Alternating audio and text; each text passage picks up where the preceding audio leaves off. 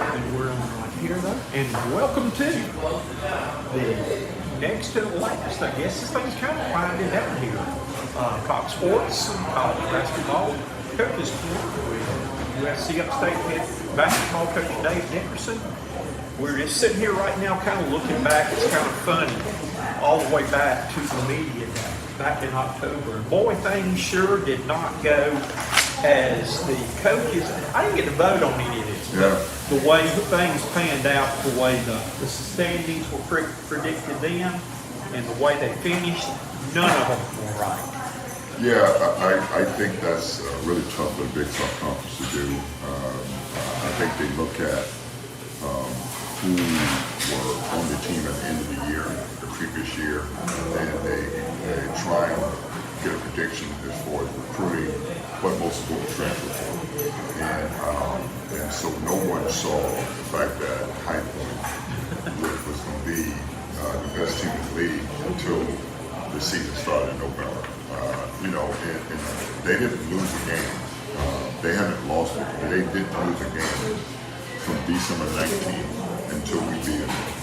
And at High Point there in late January. And so it was very unpredictable to no one saw the fact that Rack wasn't going to be one of the best teams in the league. They were picked second. And they had a lot of votes for first place. And so if you look at the pickings, they got wrong the fact that no one knew about High Point. And High Point is the best basketball job in the conference, just from facilities, from university, to practice gym, to everything they have. And then Coach Hudson did a good job of using the transfer portal, NIL funds to get you some really good play. And if you look at their starting five is as good as anybody that played all year. Not in the conference, but played all year. And so no one saw that. And essentially they were picked like seventh or eighth. And so, seventh. So it's hard to pick the Big South just because of the turnover teams have every year, and then the transfer portal sometimes is an unknown thing.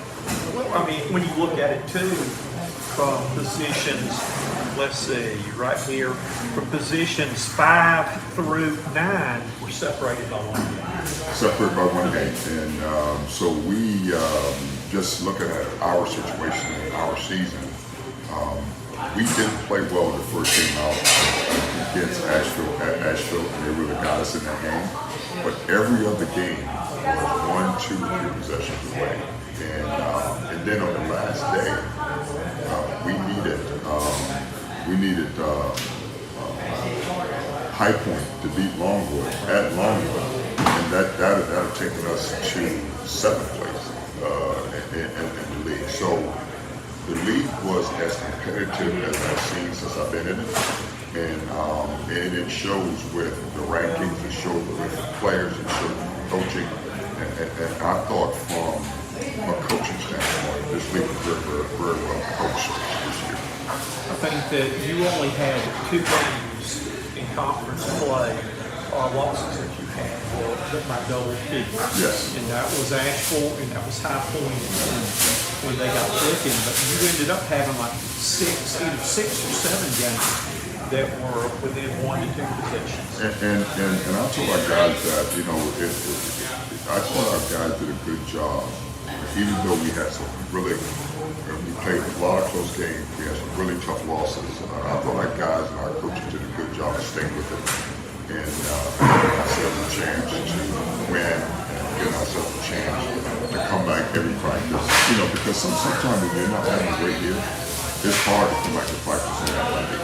You play that Wednesday, you play that Saturday, you can get up to game because you only going, you play on Wednesday, you're not going to practice on Thursday. And you come back to practice on one practice, you get up to the game. But if things don't go your way, then that Monday practice is going to be tough.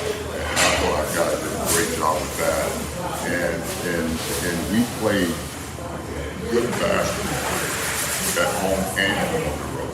And so now it shows that we are battle tested, and our guys know that we can win games in this league. And now we have this third season about to start on Wednesday night that we're all excited about. Well, you've got to feel good too, because you're undefeated in games played where the tournament's going to be. You were the only ones to beat them on their home floor, but you're 1-0 this year, sitting at the place where the tournament's going to be. Yeah, and Nick, you coached for a long time. And obviously, the coaches have a lot to do with the team, and a lot to do with the outcome and process. But you look at your team as far as are they practicing hard? Are they thinking hard? Are they carrying things over? Our practice today was good as it's been. It was nice, short and sweet. We got a lot of guys banged up. We had George Surratt who wasn't in the practice today. We've got some bug going on, and so we've had a lot of nagging injuries. We had a lot of that this year. Like we go over to Winthrop and play those guys that scores 57, 55, but Patrick Ariel and Amir don't even play. And so we've had some untimely injuries. We have some untimely sicknesses. But I think our guys feel really good. We met yesterday on Sunday, which we normally don't get together. But we met on Sunday and we laid out the schedule for the next couple of days. And I gave them my expectations for Wednesday's game, playing on Friday, playing on Saturday, playing on Sunday. And we were the most united group that we've ever been. And so I like who we are right now. But we got to come in tomorrow and have another good practice and go down and win and play something basketball. Well, first of all, I want to credit you of doing a great job this year. One of my definitions is of a leader is someone who keeps hope alive. Yes.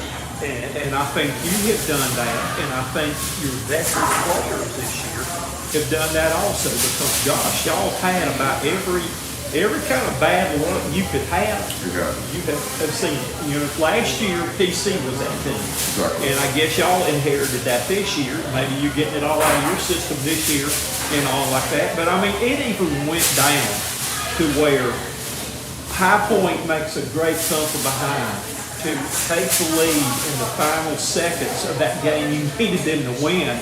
And they were going to play for the last shot. I thought it was a bad call on the play. I thought he got forced out though.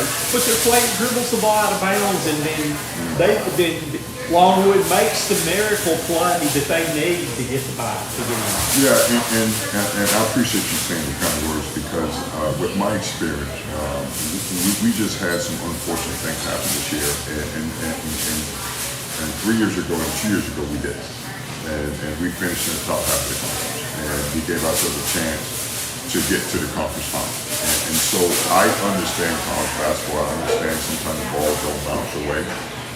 But now we're in a situation now where, we wake up this morning, George Surratt is former team, he's going up, and he's not even practice. As a matter of fact, he can't eat until dinner tonight.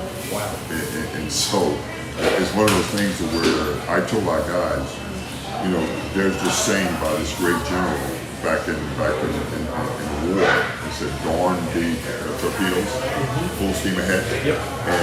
And that's what I talk to my guys about. And so our guys are saying the practice today, full steam ahead.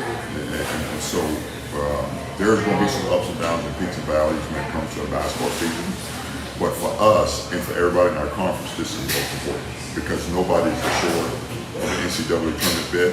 Everybody got to go out and earn it right now, and now this is going to be the best part of who we are.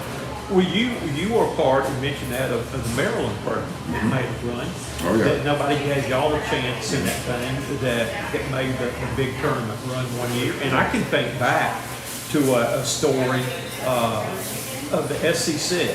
I remember this was a weird year when the SEC tournament that year was in Atlanta, Georgia. Okay. The tornado came. And they had to move it to Georgia Tech. Yeah. Lo and behold, Dennis Felton pretty much was a done deal. Yeah. As soon as they lost their first round game, he was going to be shown the door. Yeah. And lo and behold, he has to go into his rival's gym, Georgia Tech, and runs the table, and it saved his job. And nobody, beating Kentucky, Mississippi State was really good that year though. but there's no way. And I mean, it was weird watching that scoreboard sway and the tornado while they're playing and all. I get an eerie feeling every time I watch that. But that was a miracle tournament that particular year. They even got to finish and play it.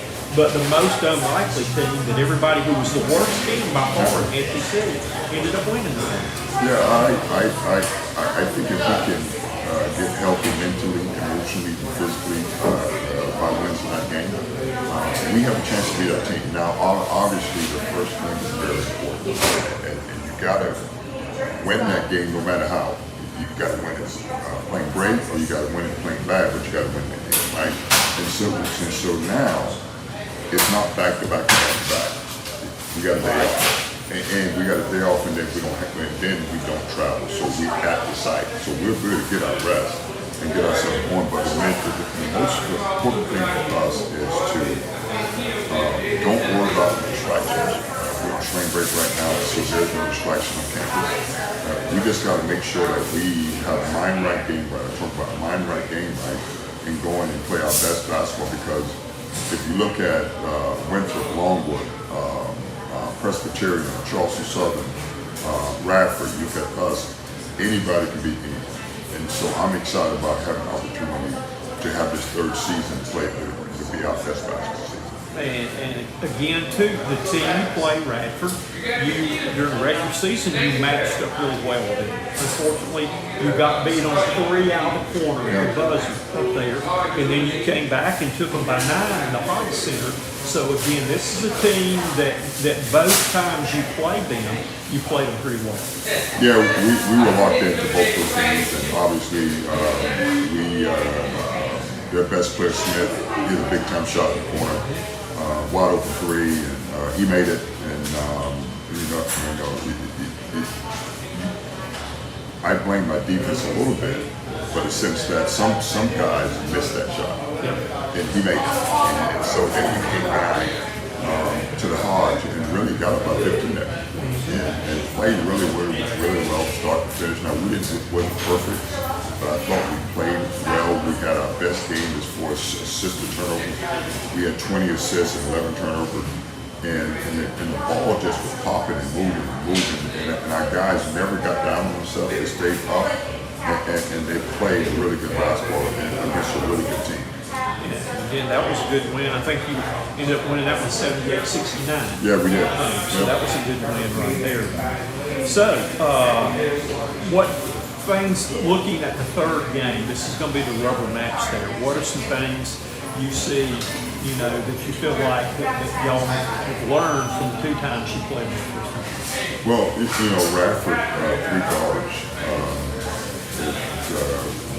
they do a really good job of spacing those guys and getting those guys on the island where they can isolate you and go one-on-one. And I think we got to do a really good job of playing on the ball, and we got to really do a good job of being active in our gaps. Because we can't let the game turn into a one-on-one game. And then we got to do a good job of, I thought Radford took advantage of the fact that they posted up our 4-man, which was make a lot. And so we got to do a good job of figuring out how we're going to do post defense, and knowing that post defense doesn't start at the post, it starts in the beginning. So we got to be active, and we got to get swipes in the post. We got to do a good job because I thought the first half, a lot of their most important scores in the Hodge was because they put the ball in the post to a 4-man against our forwards.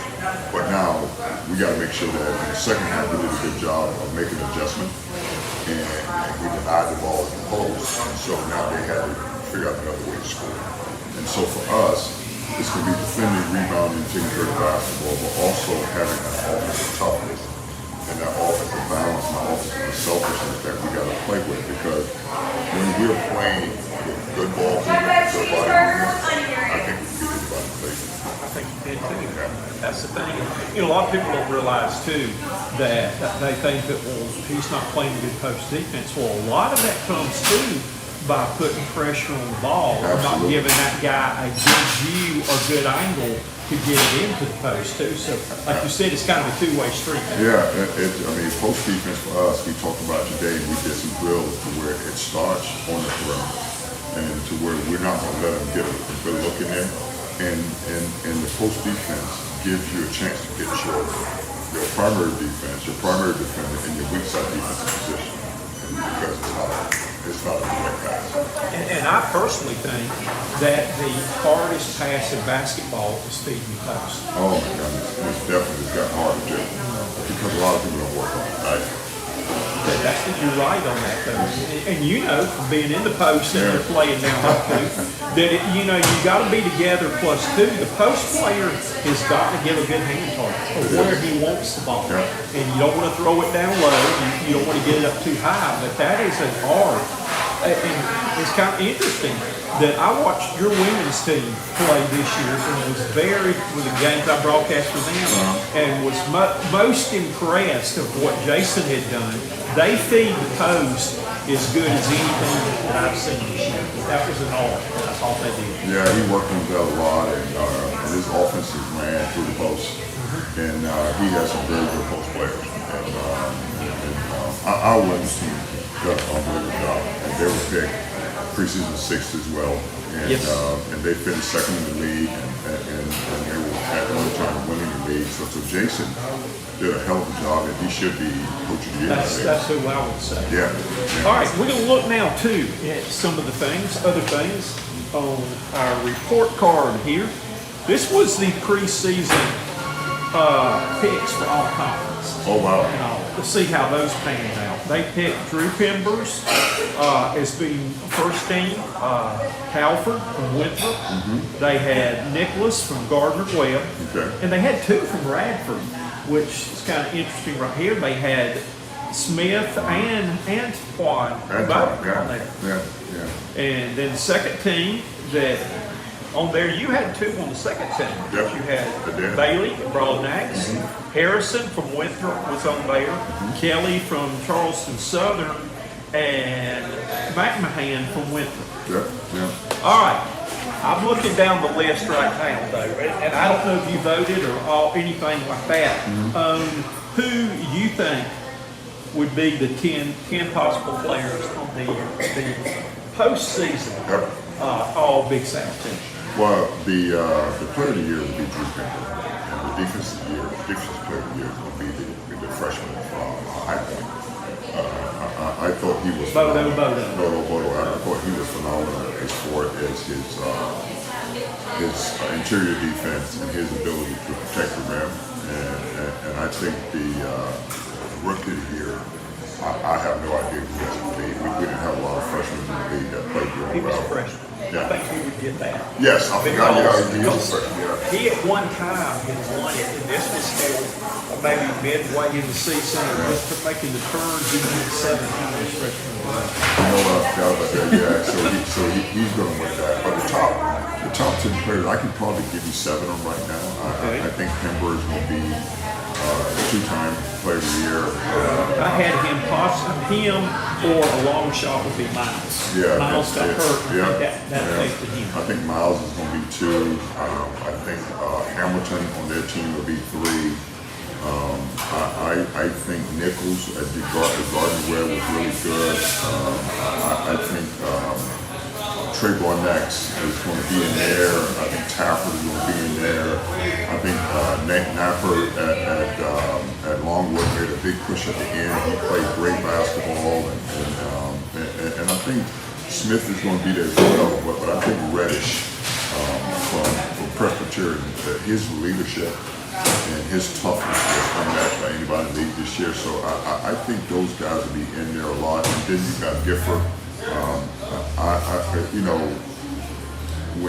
When Miles got hurt, he was probably the best player in the league. He has some phenomenal games. Like he shot a lot of free throws in there, but he has some phenomenal games. So I think those.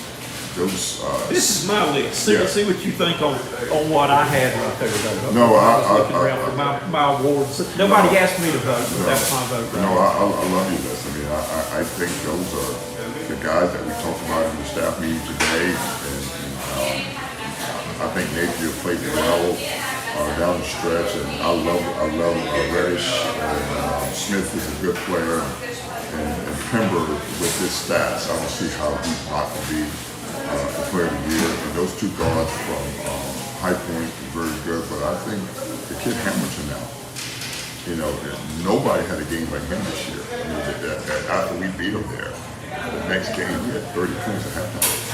I think he had 37 for the game. Yeah, 37 for the game. So no one had a game like that. So he's going to be one of those top 10 players as well. And again, this was interesting too, that none of the ones you mentioned were the ones that he even went to meeting today. Because no one knew us. Okay.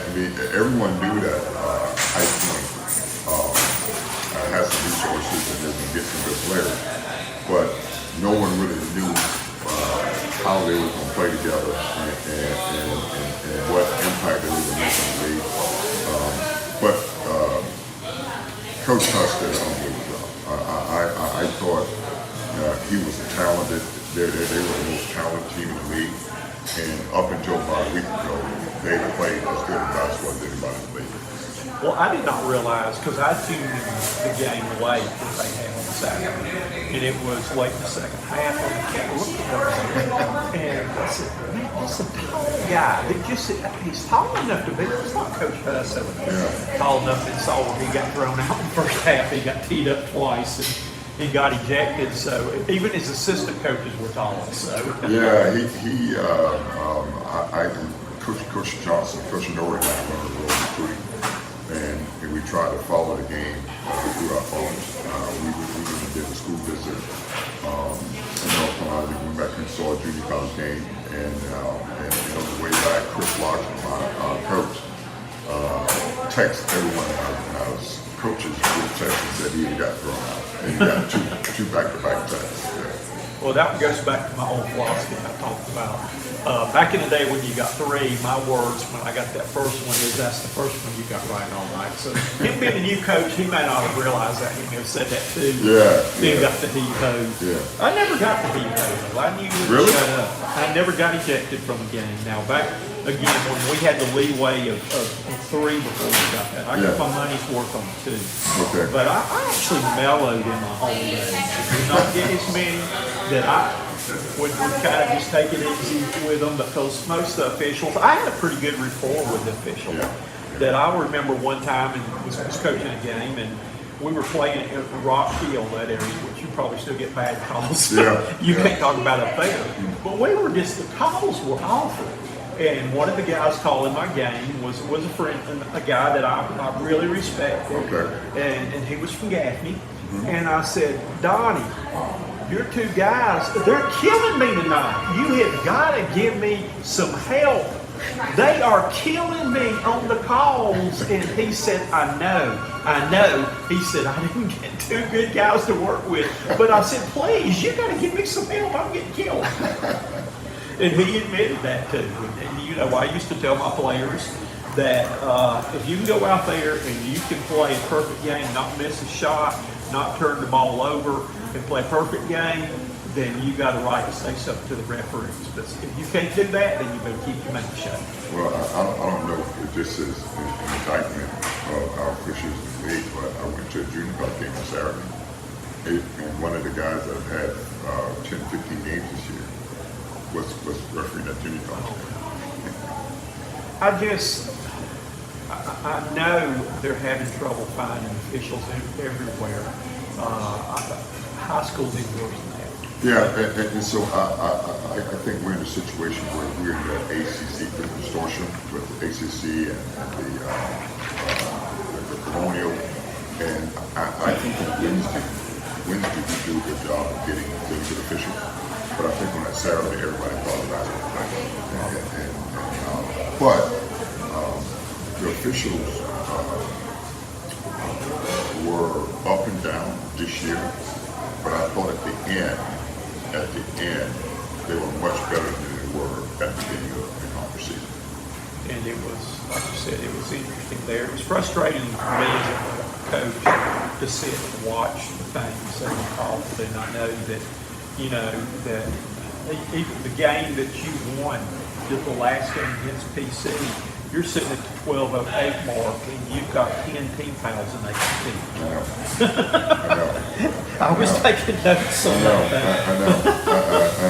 I know. and I told the guys, I told the officials that we worked on our foul.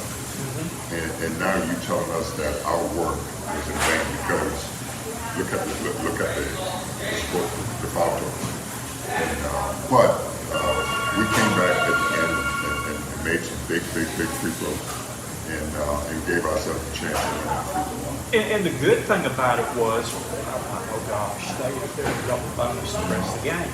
You didn't foul a whole lot. The times you did foul, I think, were shooting fouls, which they were going to get to anyway, yep. but that did not end up hurting you that last 12 or 8 and being an impact to the game like I was afraid it was going to make.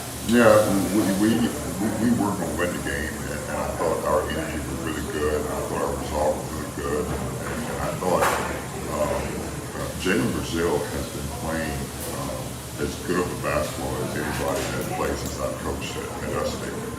You know, but 22, 23 assists and 2 turnovers. And so he was making all the right plays for us. And now it's good to see him. I think right now, I don't want to jinx him, but he's healthy.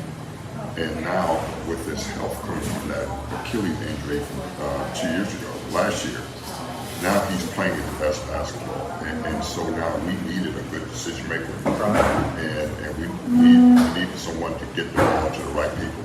And he's done a good job of that. And if he would just get his confidence turned back on his shot, because he's passing some really good high percentage shots. I know he's making the extra pass for assists, but that shots that you may not get a better one at, even if you back pass it 2 or 3 more times. And he did the same thing in practice today, and I stopped practice and said, hey, look, what shot do you want? You want the one you took in the first round of practice, or you want this one? Because it was an inside-out 3, and he was wide open. Yeah, and so, you know, but he's been playing well, and he's been healthy mentally, emotionally, and physically right now.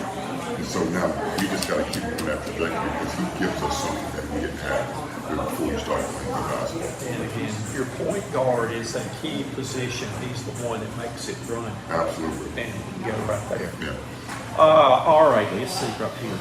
Do y'all still, this was something that I purchased, one of the best things I ever purchased was the shooting machine, the gun. Yep, we have. Do y'all have that? Yep, we have that. And this is what we've done this week. Since we're on spring break, we have the guys come in from 9:30 to 11, 30-minute intervals, and we get shots. We just want to see the ball go in. And we work on some concept deals, but we mainly get shots. And then in practice, the first part of our practice is concepts and shots as well. And then we tell the guys, if you want to come back at night, you got to do it before 10 p.m. We don't want you coming in 10, 30, 11 o'clock and use the shooting machine. And so that shooting machine really helped guys go from not a good shooter to a really good shooter. They can, because you get so many in there though. When again, we were one of the 3 leading, still the state record book for threes in the season. Really? That we had 163 one Oh, wow. as a team, and that we emphasize that. I used to tell people back in my earlier days before I had some of the athletes that I had later on that I didn't have big 6'8" athletic kids or big people like that. I cannot teach you to be 6'8", but I can teach every man on my team to shoot the basketball. Yeah. That's what I did. And then we put teams in a tough situation of making other teams big athletic post rim protector had to come out and play my smaller 5 guy. And if he didn't, we lit them up. And then when they did, well, our offense, we were always running motion by penetrating and kicking it out from 3 and all like that. Then we cleared him out of there and we were in business. So. How would you get your 5-man out? And so I'm assuming that you were starting in the post? That we actually, we came down, and this is what our offensive set looked like right here. We've got the ball up top.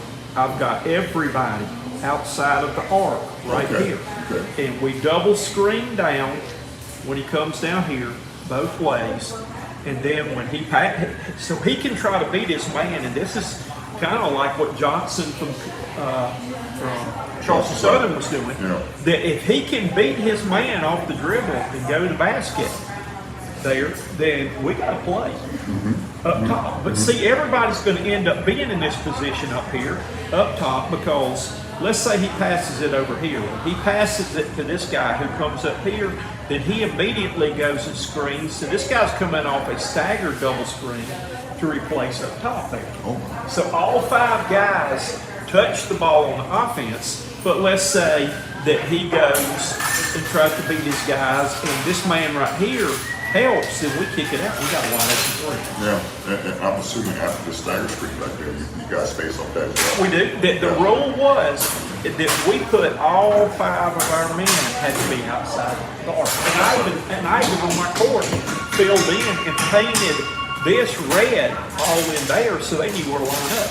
That nobody was inside the 3-point arc. Oh, wow. But we did get situations there, like I say, where this guy could come, 4 or 5 man, he could come off this screen here and he could cut it right back down in the middle here. If he didn't get it, then he's popped back out. And we stayed with that 1-2-2 look with man up top, always passed, picked away. But we always were screening down on both sides right here, and then giving this guy the opportunity to beat your man off the dribble. It's kind of funny that Jerry Waters' son played for me. And Jerry came to me one day, and afterwards he said, "Will you teach me how to run your offense?" I said, "If you teach me how to attack the 1-3-1, we got a deal." And we did. And nobody, Spartan High was notorious for the 1-3-1. Doug Lau won a lot of games, over 500 games with. But it never gave us a problem, because Jerry always told me, you hit the skip guy right there, it's going to be wide open all day long. When you skip it, it gets the 1-3-1. Yeah. So we exchanged information, but Jerry's son ran that in our offense. And this was something that was really simple. And what we did too out of this was, you could control the whole game, because our delay game was this too. Okay. Because you set up in that, and again, it was like I said, it's like the stoplight. Green, the first good shot you've got, take it. And we call it spread. It's spread green, spread yellow would be like if we start taking the quick shots, or need to slow down the game a little bit. If the team's on a run or something like that, not risk that quick shot that's going to be sent into the races. We go spread yellow, which is you make 5 passes before you can take a shot. You can't take a shot until you've made 5 passes in offense. And so now with this offense, if you ran it this way, you get the team chasing. Yeah. And so you get curls and you get putbacks. And see, it gives the players, your 5 guys have got all kind of freedom. Yeah. They don't have to do this every time. They can come and cut in the post just so long to get back out, and we got it balanced with teals each side and one up top. And you can post up out of that too. This guy can you can throw it over here, and the guy can go post up, run it real quick right there. If he doesn't get it, he comes back out. That's what Radford is doing some right now. They run a lot of staggered, they run a lot of triples. And so the emphasis for us today was going ball. Well, we kept this whole area, again, and I had my court painted just for this, where you could see, but you had to line up outside of that. If you bring them, they come out and pick us up. We just shot it in the face right there. And then if we went red into the game, we're to spread red, then the only thing we're going to take some of that's the layup. Oh, goodness. And you can easily get the layup so you turn the ball around, right? You can. You sure can. If you keep running them off the screen, then they say, the heck with this, I'm tired of chasing him. But you can control the tempo of the game like that, and with less athletic players. When I'm playing a super athletic team and stuff like that, that have great athletes, those guys get tired of chasing you all the time. Did you set the screen at the nail for that curl, or you? We set it probably anywhere in this area right there on the lane. Over there, you can set it in different places. Okay. Now, did you say anything up here? Up here? At the top of the key area? No, we never brought anybody in. We kept this whole area right in here for penetration. But what we could do is, when this guy who is covering this man right here, and we got the ball and we passed it to the wing over here, and he gets tired of chasing him and fighting to that screen, and he's going to run around the screen, then we ran right back door and passed it in the floor. So we caused a lot of problems with something as simple as that. That was the motion, and I had my JV team ran it, and I had my other teams run it right there, and I coached in the North-South All-Star game one year, and I was offensive coordinator. And that's what we ran in the All-Star game, and we scored 107 points that day.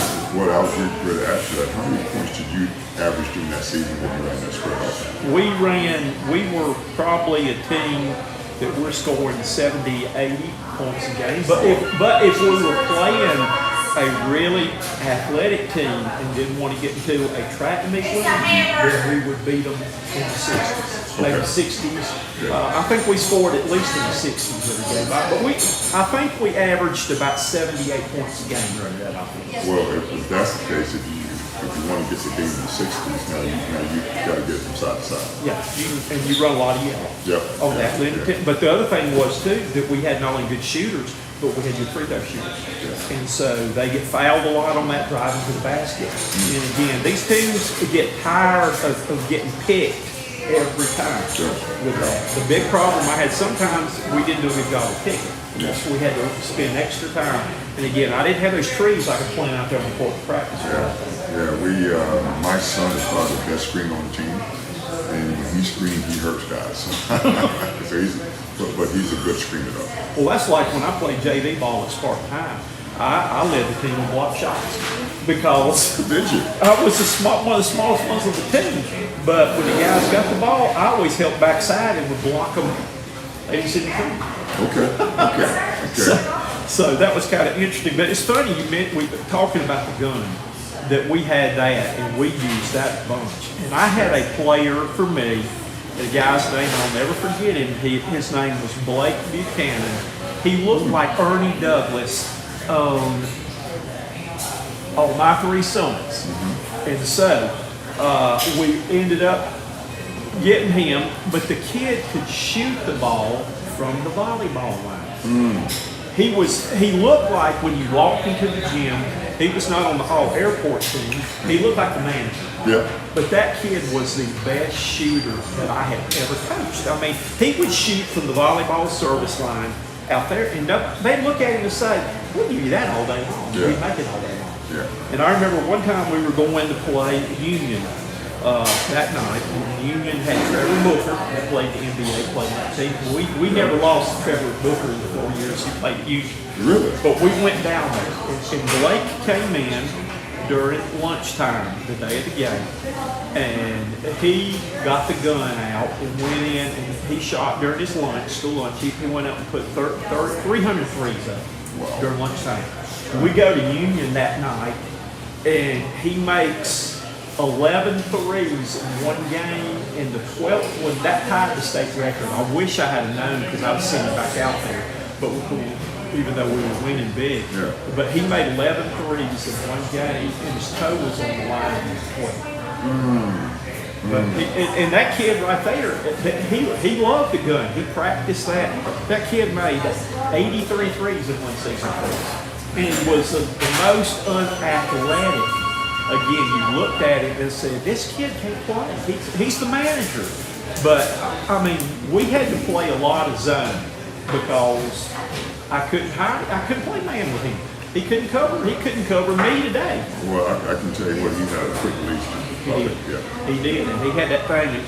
It was up and in. Up and over, right? But he was a spot-up shooter. He was never going to shoot it off the dribble. But he would, if they come out and pick him up, he would back up a little bit more. And it was still working. But that kid, he hit 100. He had the school record for me. He hit 113 threes in 2 years for us. Wow. But his senior year, he hit 83 and 11 in one game. So that was right there, though. And again, I credit the gun with that we used the gun. Again, that was always a fun pouring. And not only do we use it for three, but we used it for free throw lines. Yep. You can get a bunch of free throws in with that thing, too. You know, and I credit that for a lot of my guys. We had them come in. We were not shooting free throws at one time this year. So I credit our guys for coming in and using the gun. And so now they can come in and get a lot of things. And they don't have to move. You stay right there behind the gun, just slide it back to them. Okay. Let's see. All right. When you're playing against somebody, would you rather play against a man-to-man or zone? Well, it's Radford is going to play us some zone. They're going to play us some 3-2, and they didn't play us any the first game, and then they sprinkled in the second game, and they got us like 2 out of 5 possessions of them. And so, as a coach, I would rather play against man-to-man, and because against some zones you can really manage them. Right. Depending on what kind of zone it is. And, so I would rather coach offense against man-to-man. But I guess for us, against Presbyterian, we sprinkled some zone in there. I saw that. We sprinkled some zone in there. Went to the zone at the 11th minute mark. Yeah. I made him know that. Yeah, we just couldn't keep out of the lane. Right. So we went to the zone, and we got some good stops from that too. Well, the thing that I guess that I did was I tried to be smart. The thing that gave me the most trouble, I hated having to try to run an offense against the zone. So what did I play 95% of the time? It gave me problems to give other people zone. And coaches used to hate me. They'd be like, he plays that old stupid zone, Well, I remember it's kind of funny too that I always had a good time interviewing with the ACC coaches days and stuff like that, telling Jim Boeheim, you are my hero because you won a national championship playing zone right there though. But that's what gave me the most problems. And in the early days of being at Bowling Springs, we couldn't match up with anybody playing man. We played zone and it gave us a chance to win. What kind of zone did you play? We played a lot of different zones. We played a 2-3, the 2-1-2. It was kind of interesting. Dorman to this day has not figured out. We went to Dorman and were playing them. I think it was the first year they had the museum down there at Dorman University. And what I did was we came out and I had J3 and Brooks Foster and those guys, and we were really good at that. But we played a 1-3-1 matchup on the miss shot. And we came back and ran the 1-3-1 trap after May, and they never knew what we were doing. Because they couldn't figure out when the trap was coming or the matchup, but I kept them off balance the whole game with running a 1-3-1 matchup and a 1-3-1 trap. So that's how my kids knew it. On May, we're running the trap, on Miss, we're running the matchup. And then we ended up, that's the most we could beat Dorman by. I think we blew them out on their home court. Wow, that's a great win. That was probably one of my best wins down there. But again, I had Jay and another guy played both places for me to play at PC, and Michael Spencer and Harvey Bell was with me, and he played at Milliken College. He was supposed to play with me. But yeah, that was probably the most fun I had coaching. Was because they never figured out what to do. Yeah. You know, a lot of teams don't play zone anymore. Really? They played in spot possessions, but as far as coming out and playing the game, you don't see anybody do that anymore. And I just think that zone, get a team comfortable against zone, then really you can make a lot of threes on that. Yeah, you can. Yeah. But that's where we would try to come back, and we had multiple zones that we ran. I think it may have been Rick Pitino's thing where like 21, 22, 23, 24, where you would come out, you could sit back in the regular zone, but like when you go to the corner, you go double it times, or passive in 22, ball goes to the wing, and you come double there, or one up here, then we come and double up top. And just different looks at it. And you definitely double in the short corner. Yeah, you would. That's what we did. Go down and double that. But we gave them, we didn't sit there in the 2-3 the whole game, but we mix it up from time to time. And then we'd make a call like, we're going, say we're in the 2-3, or there, I called it Z. If we're in Z right there, then I'd say run X. That's the 1-3-1. Run X one time. Okay. And then we just know automatically we just gonna run it for one time and give them a different look, and then that can be on. And they can figure it in there. So that was always a chess match. It was fun, and I used to hear it from all the coaches in our conference. Real men don't play zone. I said, well, real men don't always win, do they? and we left it at that. So Yeah. it was a lot of fun doing that. But that's and like you said, really Jim Boeheim was the only one I had seen at the D1 level that really ran it well, and with the athletes he had. And I love seeing Saturday's game with Lamont Paris. He went to the 1-3-1 and just totally destroyed Florida. Yeah, that was the difference in the game. That move they made there, and that brought back memories of the Dorman game when I saw the 1-3-1 and how that could turn the game right there. All right, I want to check with you on another thing right here, though. Do you have any kind of with your players and all set rule when you get to the end of the game, say situation? And I know, and I like what you did with this with PC. After they tied the score, you didn't call timeout. Yes. And we used to do this when it was a certain time on the clock on when to call timeout and when to play it. Do you have anything to that? Yeah, so that situation, I was kind of kicking myself in the butt in the sense that if they would have had that last possession and would have came through, I would have fouled and sent it to the people. But I was a little bit nervous with them doing it on half court because they could have gotten the shot off. Right? And then you foul, it goes in, they go up by one to make a free throw, right? And then the second thing I was concerned about was the fact that their free throw rebound was really good in that game. And so we had the right play that they were going to run, which is a flare screen for a shooter. And so for us, we told Trey, we told JB, Jalen Brazil and Trey in the game, if they score, let's get the ball in Trey's hands. Because we're not going to call a timeout. We're not going to call a timeout. We're going to try and get it downhill. And we did the same thing against Longwood. And the same thing would have happened in that game as well, because Trey got to a sweet spot, put it on the rim, and went in, but we were not able to put it back in if it came off. And so in that situation when the score is tied for us and we come to the middle of the court, and especially when you're at home, we're gonna play it out.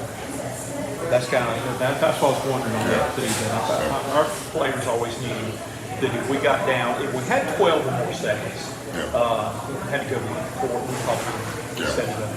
But anything under 6 or less seconds with the score tied with that I don't want to give a chance to set the difference. No, we don't give a chance to set the defense. And plus, we have 2 calls that we automatically go to. And so those things have been good for us, especially the last 3 years. And whenever we're in that situation, we have a good chance to win. Matter of fact, we've won 8 of our games in that situation. Okay. Yeah. Well, that was something big. I wondered what your philosophy was on that. No, I mean, nobody panicked. Nobody was even searching for a timeout. It was just, JB had done a good job of running the game to that point, and we knew afterwards if they scored, get it to Trey, and then we're gonna open the court up and let him try and get the ball to the sweet spot, and then we're gonna play that. Okay. Yeah. All right. What is your setup? What as far as do y'all get very many? I know you have to go to Virginia to play. Do y'all get very many overnight trips, or on that, or what's it kind of do with your travel plans there? Do you have to go and come back in the same day, or what do you do when you have to? Yeah. So if it's 3 hours away, 3.5 hours away, we don't stay over. And so for us this year, we did from a conference standpoint. Okay, it's easy to do the conference 19. We stayed over at Charleston Southern, and we stayed over at Radford, and we stayed over at High Point, and we stayed over at Longwood. Everybody else was a day trip, and we probably should have done a day trip to High Point. But we had booked the hotel so far in advance we couldn't get out. Now, with the tournament, how far in advance, when you have a Wednesday game, will you go for the tournament? Well, we have Wednesday and we'll leave tomorrow after practice. And so they did something interesting that I don't know if you ever heard of it. you know, the higher seeds always get the best tournament. I mean, the best hotel picks. Now they don't have to take it, but they get the best picks, right? And so what they did was they used to finish last year from us finishing in the top half of the conference, and the women finishing in the middle to the end of the conference. And they added those two together and they lied. And so we were the 6th or the 17th to pick a hotel. Yeah. Wow. I had never heard that before. I haven't either. Yeah, and so I had never heard that before. And since that,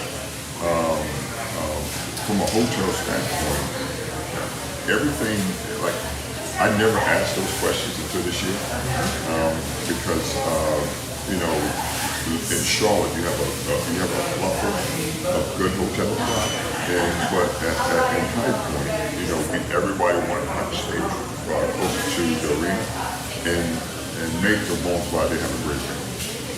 Really big company. But they took our finish from last year, and the women finished from last year, added up, tied, and then that's the order we picked. Why was it the coaches or schools did they move it from Charlotte? I can like having Charlotte place seemed like a good central location, but why did they just not want to do anything over there? Well, I think every coach in the conference wanted it to stay right. And but I thought the Big South and people at the Bojangles Arena wanted to take a year off, a year trip, and reevaluate the situation. And so the business part of that was not to the liking of the conference or Bojangles. So we took some time off. And so we looked for a neutral site, but we couldn't find it. And so you had High Point, Asheville, and Renfrew, and Longwood all bid on the tournament. Right. And High Point came in with the best. I think they probably did the best decision. No doubt about that. So I wondered how that operated and Yeah. you know what they were doing as far as going and doing that. I got to throw up something here real quick for Okay. you. I was looking the other day. You know this guy up there? That's Gary Williams. And you notice something else about him? His shirt is way wet. Oh, no. He doesn't care. He doesn't care. No, I told some people that story from last week of my best friend Barry told me that. Because we used to laugh at Gary all the time because Gary never smiled. He sweated a lot and never smiled. He always looked so serious. Yeah, you know what?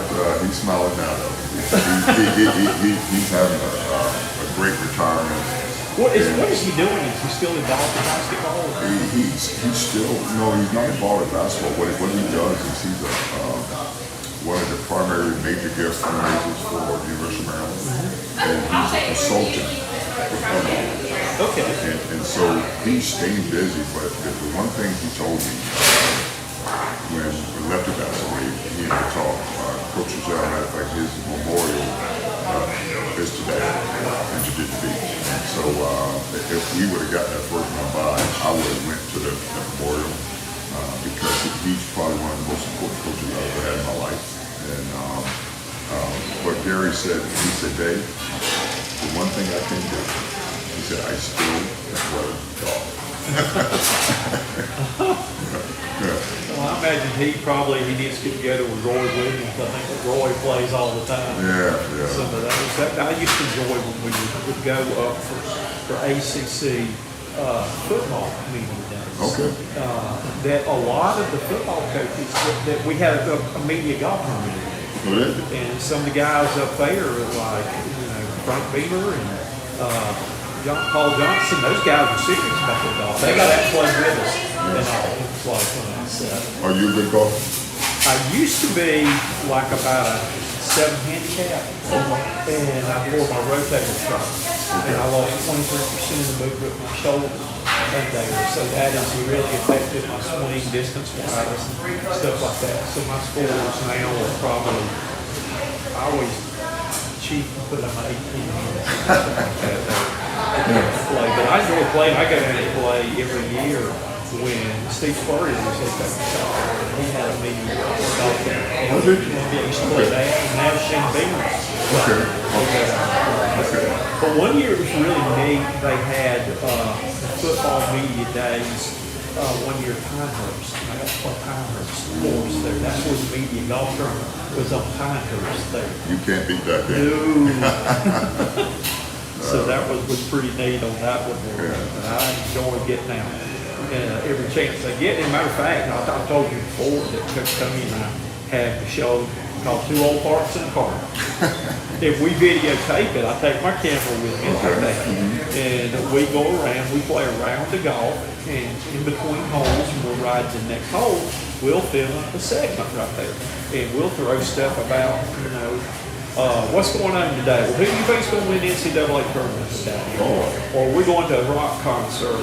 We start talking about that, and we go to a lot of concerts and stuff and hang out like that though. But the theme of it is, if you ever wondered what two old farts in a park talk about during a round of golf, this is it. Where do you play your most golf? What course? We play a lot of Spartanburg County. Okay. We do that. You need to come and play be with us on an episode there. Well, I would love to do that, but I have to bring one of my assistant coaches, Chris Loxton, really good golfer. Oh, is he? Yeah. Well, that's not fair. Yeah. Yeah. But we do that though, and again, it used to be funny that when Barry and I played back in the, like I said, before I had my surgery, then I remember we played a place, Mid-Carolina, which is on the highway in Columbia, over between Newberry and Columbia. You see it right there. Yeah. And I had my best round ever. I shot even par that day. I shot a 72. Did you? And he beat me by a stroke. He shot 72. But we used to come down to, it was usually decided on final hole that we played like that thing. But we played a pretty good bit, but we the kind that we just enjoy getting out there and playing and talking the whole time around. And sometimes we want to keep score. It's fun playing. That's the best thing we do. Sometimes we speak away on all season and staff. And we want to get down there. And we want to get down there and we get some work and we just swing it around. Just knock it around and have fun and talk to each other and we kid each other, and that's the best thing about playing golf. It is. Well, you hit it in the lake and laugh. Yep. And Barry always gets tickled at me because I'll go running through the woods and stuff doing that, and I usually come home with more balls than started with. Yeah, well. And I'll find balls looking for mine. Well, a successful round for me is when I can play with one ball. If I can play with just that one ball, and that hasn't happened in a long time because I don't play a lot now. But if I can play with one ball, then that's a successful round for me. Well, I usually lose maybe 1 or 2, but if I can tie 5 or 6, looking for that one, no doubt about that. Then it's a good day. And like Barry always said, a bad day at the golf course is still always better than a good day. No doubt about that. No doubt about that. I agree with you on that. All right, since we had no players today, Yeah. I'm going to throw. You're going to run the gauntlet of funny questions today. Okay. So we're going to do that to kind of wrap things up. Okay. All right. Do you put ketchup on hot dogs? Always. And the first thing I do when I go to a high school basketball game, and I did it when I worked for Utah Jazz in the NBA, I find a hot dog. And I put my ketchup and mustard, and I'm ready to rock and roll. Well, that's like when I cover a high school football game. I always have to get me a hot dog with chili before the game. You got to get that. Press box with it. That's my pregame meal. No doubt about that. Yeah. All right. Coffee, tea, or milk? I'm coffee, but I'm not. My favorite drink's the white chocolate mocha. Okay. And I love to get that extra hot with no whipped cream. Okay. And so now on some days when I'm dead tired, when I'm just going to road between and late, I'll get me a pint from Starbucks. And but white chocolate mocha is my choice. So you have to have your coffee every day. I have to have every day. Okay, it's funny because my wife and I every Dave, we have coffee time, and it's usually right after we get up and all.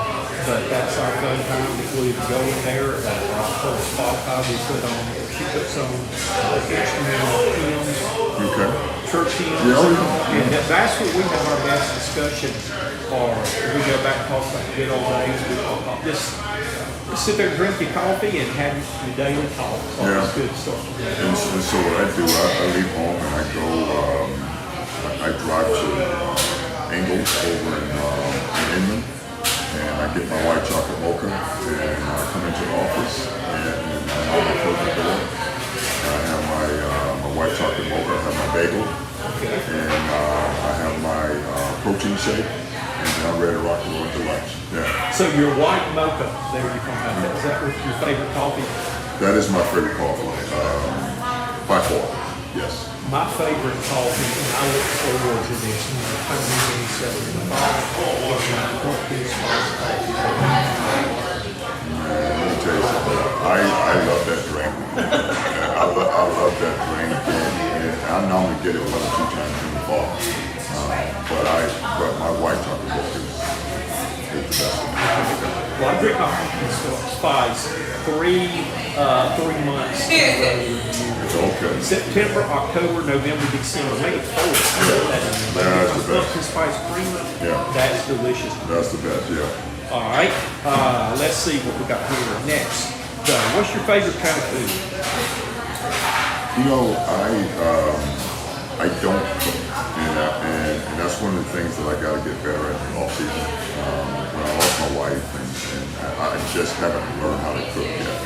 And I can cook something. I can do breakfast just like any man can do breakfast, right? And so I don't cook. So my best meal that I get, I have some great meals, and I go to Waves as well. Some good meals there. But if I had my choice, it would be some fried chicken and some mac and cheese and some turnip greens or cabbage and some good white rice. But the best for me is having turkey wings. I love stewed down turkey wings or baked turkey wings. That's probably my favorite. Yeah. And I would go with them for fried chicken, and also too, that if I want a good steak, and this is where when I'm on the road covering the game, I can tell you every place I go to cover. You can't go wrong with that. Best steak. That T-bone. Yep. They got one. There's one on the way when I have to go cover everything Charlotte. Yep. It's East on Cox Road. It's right there. There, on my street. Yep. And then there's one in Athens, Georgia, when I have to go to Rome and cover something. I always set that up. Well, that's got to be a part of my trip is stop. So tell me this, Dick. Where do you get the best fried chicken from?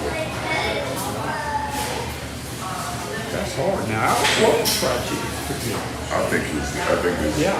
yeah. I love the cream corn. Yeah. I love that. I love that, and I get those the squash casserole and the green beans. I love that, and then the rice and bread. Okay, yeah. That I've even kind of figured in. I would have never done this when I'm doing, but the broccoli casserole. Is it? That's why I haven't had I've that had yet. that. That's good. Yeah. I would recommend it. Now, was the roast beef sandwich good? It was unbelievable. Didn't I tell you so? Oh, my God, it's unbelievable. And I tell you what I did yesterday. I was in the office yesterday doing some work and just getting prepared for this week. And I was leaving about 5:15 to go on. And so I went to Kingston, Jamaican food, here over on Church Street. And I had the oxtail and rice and cabbage and mac and cheese. I've never been there. It was really good. It was really good as well, yeah. I'm going to have to remember that. Yeah. All right, next question on my crazy list here is, do you believe in ghosts? No.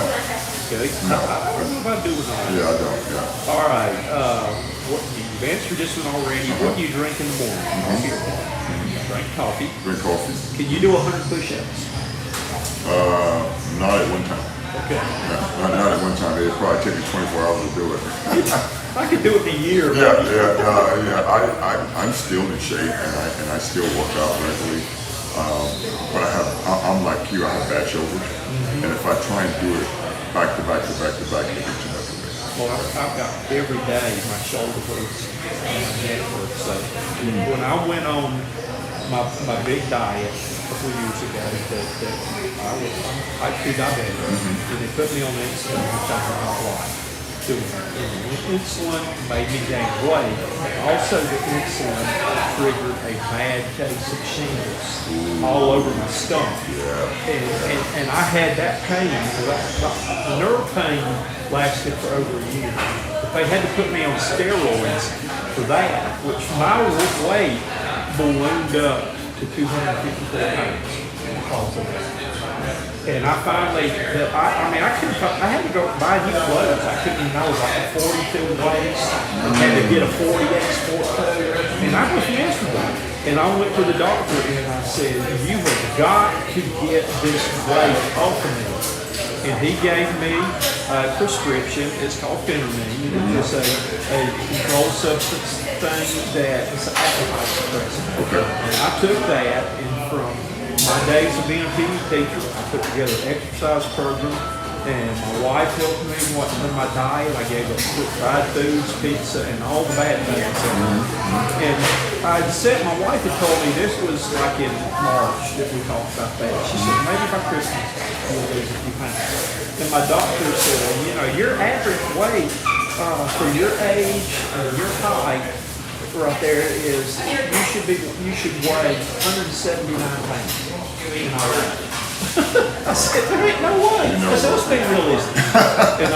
And all, because I weighed 254 then. Well, my wife said, instead of going this Christmas, which she took me to lose some weight this Christmas. Well, I got to working, and that was during the COVID years. Okay. So I got to working. I started out walking every day. I started out a couple of times per year. I really cut back on my eating, and I got to some serious workouts. It grew to where I started walking and then even running every day with a 30-pound weight vest. Oh wow! And to make a long story short, or a short story longer, there by my birthday, I had already lost over 60 pounds. And I ended up losing 78 pounds. And I'm back down to my high school and college weight. I got as low as 178. How much you weigh right now? Right now, I weigh about 102. That's perfect. That's about where I want to be, and you know, with that though. But I worked that. I had never worked that hard as a player. But I sweated, and you know, it's 100 degrees outside, and I put the weight vest on, and I was jogging. You know, I was getting at least 5 to 6 miles a day, you know, run, walk through the neighborhood, and just doing that. I mean, I stuck to it. I used to eat for breakfast. I would eat fried egg, a piece of toast, and for supper, I would eat a Zaxby salad, bread, chicken salad. That's all I ate. But out of all the other stuff, and that got me down there. But I ended up getting back down to that weight I thought I was going to get to, because I got down to it. And because of that, I got to get off of the insulin and a lot of the different medicines I was taking. Yeah, I've been fortunate enough to knock on wood, and I thank God for this. I've had good health, and I work out 3 or 4 times a week. And it's on the course. I'm moving up and down, and so you know, for me, I'm probably I'm 215 right now, and then in the summer I try and gain some weight here and there, and I play around with it. But I'm always moving. I'm always conscious of that, and what you've done, a lot of people can't do, which is, you know, that insulin was a wicked problem, right? And now you've gotten yourself at your age off insulin. And so that's a credit to you and your resolve and your toughness. Well, it was just, like I said, I have never, ever in my life worked so hard. And, you know, when the weight started going away and stuff, I felt as bad as I had ever been. I had, again, get back to, I was at a 42 waist and back down, I had my own clothes, I was back down between 36 and 34. I had to get that and tried to stay there with that and trying to maintain, I still get a snack or eat fat every now and then though, but I'm not going back to that state. Yeah, the one thing about working out, and like you said, I think what you're saying that is becoming a lifestyle. And so it's an everyday deal, and you're very conscious about it, and it makes you feel good. And again, a lot of the things, I don't get to eat a whole lot of things. Yeah. With the things that I have to be selective, and again, this is about the only time I eat lots of fried foods and just a lot of the junk foods and stuff. And tried to stay away from them because I know how much better I feel without those things. All right, summer, winter, spring, fall. I'm spring and fall. Fall. Yeah, fall. You can't beat fall. Weather. I love to wear shorts and sweatshirts. This now the spring is always tough because of the pollen. Yes. And but you can get through that. The late spring, the fall, just as good as it is. Okay. I love it. All right. Do you have any phobias? Yeah, I have a lot of phobias, someone OCD, in the sense that, in a hotel, if I'm in a hotel, I cannot sleep. Oh, really? I can't. You want to sleep next to the window? I don't think that anyone, I don't care if it's the first floor or the 8th floor, I don't want to be near the window. So when I'm in a hotel, my family and I used to go to hotels, and I walked to my wife that you got to give my son the bed by the window, because I got to be close. So that's a big time phobia for me. Obviously, height is a big time phobia. They have this deal in Spartanburg where they kind of parachute off the AC hotel for cancer awareness. I can't do that. I could do that. I can't do that because it's just a height deal. So those two are very, very common for me. And then on game days, game days for me, I gotta have everything in it. I gotta wake up at the same time. I gotta go to the bathroom at the same time. I gotta shave at the same time. I play 1 or 2 or 3 playlists when I'm doing that, and I'm just like you. It's always gospel music, Christian music, and then on game day I gotta get a good workout because I'm really, really nervous. But I don't do it. I can only do it after shooting. I can't do it before. It's gotta be after shooting. So I have a lot of focus. And I guess kind of like what you said too, that I'm kind of laid back, relaxed, slacking stuff. When it comes to my sports, doing my game, broadcast, Yes. it's got to be done. It's got to be done right. And unfortunately, I don't take a lot of people on to do that because if you want it done right, I'm going to do it second. Do it yourself. I'm going to delegate them to do it second. Do it yourself. Do it yourself. And that's have been the norm for a long time. If you want it done right, do it yourself. I can't tell you the number of times that I had fired myself, hired for the next day. So, but then it messes up because if my signal's not good or something happens and I'll go home and I've already been told that my camera angle's not good right there, then I will be angry that if I screw up something, if I get home and I broadcast it not perfect, and I've screwed up the technology, I will be mad the rest of it. Yeah. I'll be upset with myself. All right. Do you like pets? Do you have pets? No, I don't. When I was growing up, we had a mutt named Lee, L-E-E, but Lee was an outside help. But I haven't had a pet in a very, very long time. And my wife love puppies, but I just haven't had one. I love those dogs. I used to have them that I had, my daughter had 2 dogs. And I had another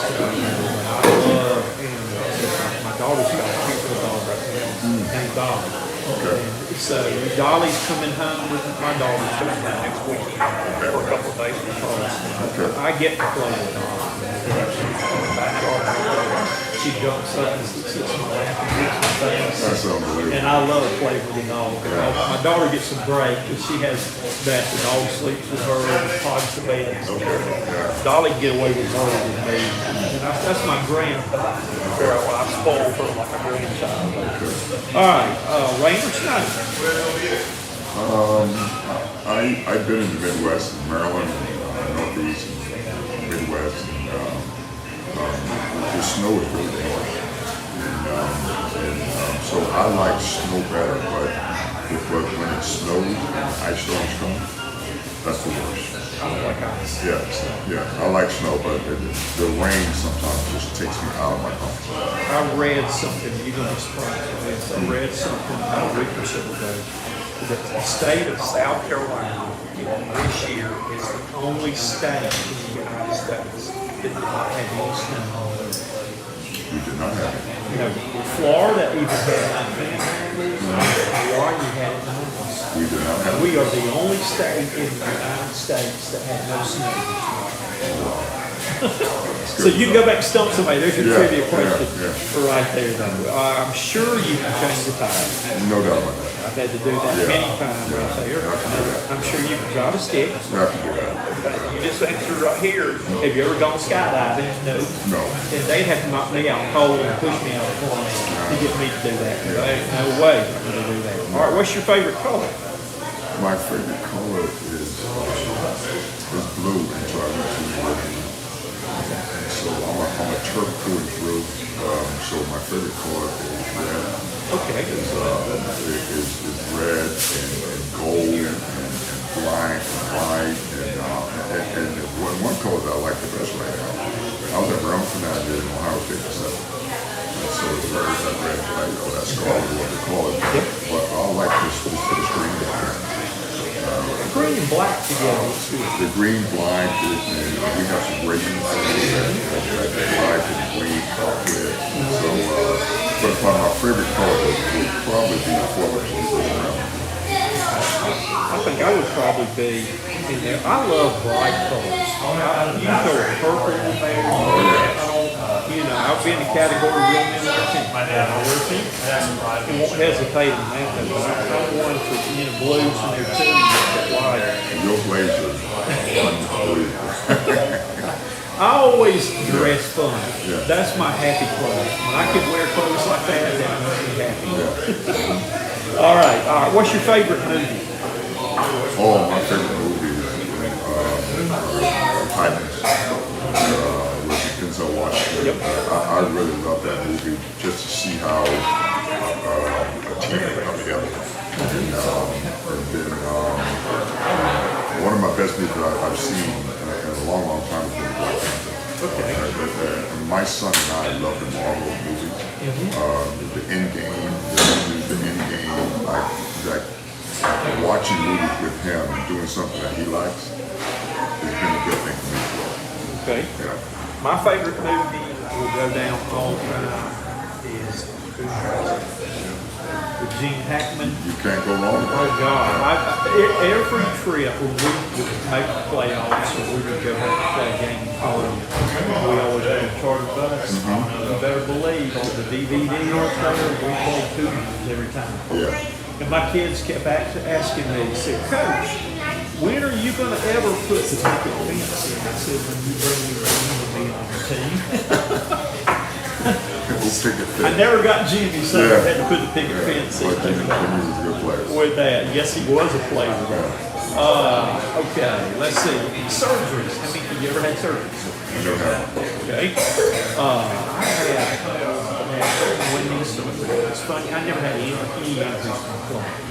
And I was walking across after I was coaching one day. I was walking across the gym floor at my school, drink on the floor, and I hit that, and I went one way and I hit with the other, and I had torn meniscus. Oh wow. I had that, and I had one rotator cuff. Yeah, that rotator cuff is hard surgery. It was, yep, it was rehab on that was about a year. that I worked my tail off to rehab. That was the thing. I could not throw. I was ahead of schedule. I actually could throw a ball about how I worked that, but I couldn't throw it from here to that trash. A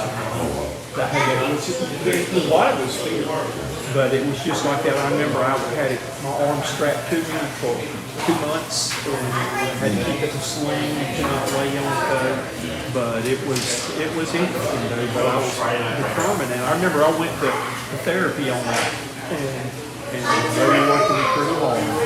And they said, tell me if this hurts. I said, I can't do that. I said, I'm a former player and I'm a former coach. And I said, I instilled in my players, you don't ever show pain. Yep. And they said, well, you better or we're going to hurt you. I said, yes, it hurts. So I learned some things in physical therapy there. All right. Ever had any broken bones? I haven't. I've been very, very fortunate. I broke my foot. I remember that I broke it. I was actually playing basketball, and I broke it that I came down on one of my foot. And the other team laughed at me. And I was so mad that I played the rest of the second half on broken foot. And then when the game was over, I couldn't do it. I remember one time coaching with a broken foot. People said, you can't coach, you got a broken foot. And I showed them I got a tap. The referee didn't show me any sympathy over there. The cast roaming the sideline. Yeah. All right, what's the worst pain you have ever been through? I think the worst pain was maybe in 2016. We were getting dressed to go to church. We were still at Ohio State and working living in Columbus, working at Ohio State. And I made a sudden move and my back locked up. And to this day, that was the most significant pain I've ever had. And it was to the point where I had to go to the emergency room. And I spent 5 hours there every day unlocking my back and getting medication. But to this day, that has been the most significant, the worst pain I've ever had. I could honestly say the worst pain I had was a kidney stone. I've heard that a lot now. I've heard that a lot about kidney stones. I don't know what I've had. The first time I had one, I crawled to the front door of the emergency room, Spartanburg, and crawled in the floor into the bathroom in there. And they had to come and get a gurney or something like that to spray me on the floor. And I've had 9 kidney stones. I think it was part heredity because my brother and sister, and I think my mother had them too.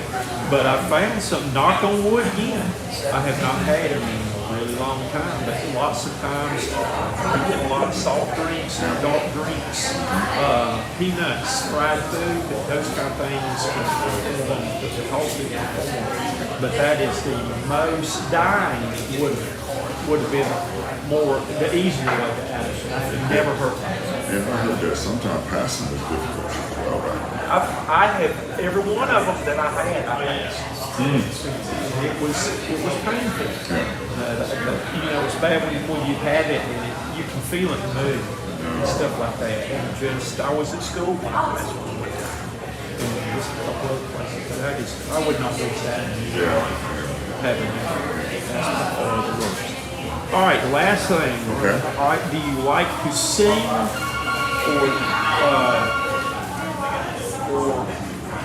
okay? Do you like to sing? I love to sing. I think singing is one of those happy things, and it's aware. And you know how it is. I mean, people don't judge you for singing gospel music, because it's coming from your heart. No matter who sings a song or what song you know. It's coming from your heart, and I'm a shower singer as well. I really get after it because if you listen to the right music, the message is always good, and you want to sing God praises, right? And you want to sing His praise, and you want to let Him know you're rejoicing. And so singing has always been important. Well, my wife is a great singer. Oh, really? She was, yes, she was that. And we were actually in our church group. We went to the youth choir together. And I actually had a singing role in one of the productions that we had to do that. We actually, in our wedding, we pre-recorded our music that we did to God Is Forward. Oh, boy. Andre Crouch. Andre Crouch. That we did that, and we had that play during our wedding there. Andre Crouch is bringing up a lot of good memories. But we had that one go.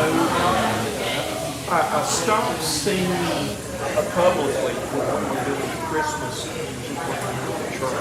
Was playing guitar and singing out the words and stuff.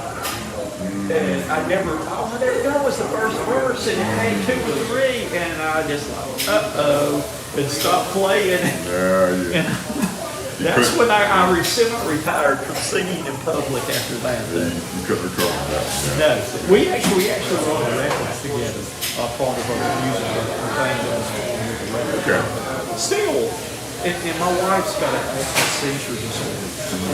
She has seizures lots of times every day, but sometimes and sometimes she can't talk and will motion or write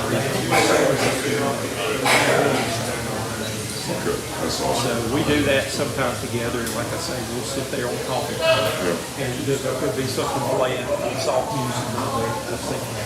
But I love second behind sports. The thing I love too is go concerts. I go to a bunch. I think I have seen now 64 different people in concert. So, and like I said, I've got a concert coming up. The next concert is hard and cheap for me. But I've been to see Paul McCartney, Aerosmith, Steven Tyler, all that. And when you go to those concerts, are they normally in the upstate? Do you go to Atlanta, Charlotte? I've been to both of those. Okay. I've been to Atlanta. Then I saw Paul McCartney in Atlanta. I saw ELO. I saw. I got to tell you, first, I like to go see the two of them tour together really good. Earth, Wind, and Fire in Chicago. Earth, Wind, Fire, I love Phil Baker Jr. Yeah. And them, but those are, I love music. I like music. One of the best concerts that I've been to lately has been, I like to go to see Record Report. He's really good. Anita Baker is really good. Anita Baker is probably one of my favorite ones. And I like to go to see Commodore to see Lionel Richie. Yeah, they were not the same for that. Yeah, I know. They were not. And Lionel Richie is a big time singer, big time singer. I went last year. Coach Tony and we went to go see Earth, Wind, and Fire. Peace. Oh, wow. It's kind of interesting to see what's passed down. Philip Bailey Jr.'s son is in the band. Okay.